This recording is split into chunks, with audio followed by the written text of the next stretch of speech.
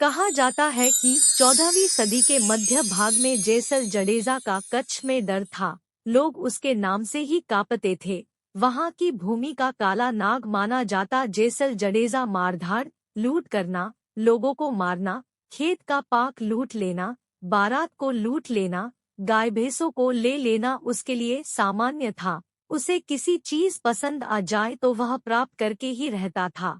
वहां के कठियावाड़ सल्दी गांव के सांसतियाजी की तोरी नामक घोड़ी और सांसतियाजी की पत्नी तोरल के लोग बहुत ही प्रशंसा करते थे। ये बात जेसल जडेजा के सुनने पर उसे प्राप्त करने की उसकी जिज्ञासा बढ़ती है। वह मौका देखकर बैठा था।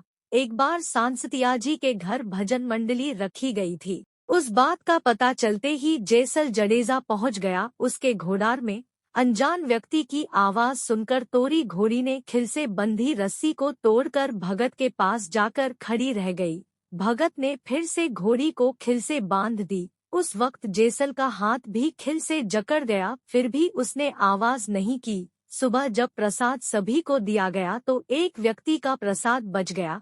उस समय किसी भी प्रकार के बिना माप प्रसाद बनाया जाता था। खासियत यह थी कि वहां पर जितने भी व्यक्ति मौजूद होते थे उसके लिए बराबर का हो जाता था। नहीं कम पड़ता था कि नहीं बढ़ जाता था। किसी एक का प्रसाद बचा देखकर भगत चिंता में पड़ गए। घोड़ी की आवाज सुनकर वह घोड़ार के पास गए। देखा तो जेसल जडेजा का हाथ खिले के साथ जकड़ा हुआ था।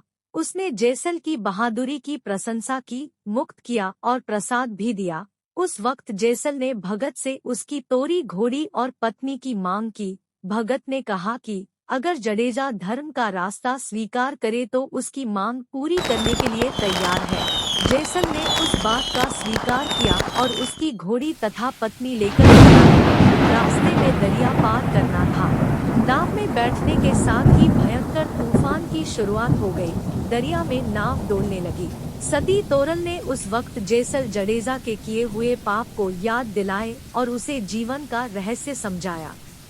उस वक्त सती तोरल ने जडेजा को जो बात समझाई थी उस बात को गाने के रूप में आज भी लोग भली भांति गूंजते रहते हैं। जीवन की सच्चाई महसूस करवाती है।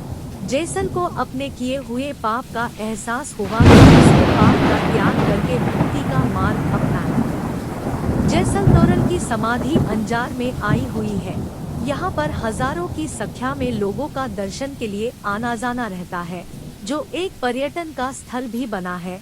वैसे तो अंजार शहर में जेसल तोरल की कोई विस्तृत ऐतिहासिक कहानी नहीं मिलती, किंतु ऐसा कहा जाता है कि अंजार में दोनों की समाधि कुछ ही अंतर में आई हुई है। मान्यता यह भी है कि दोनों एक साथ जुड़ जाएगी तो उस वक्त प्रलय आएगा।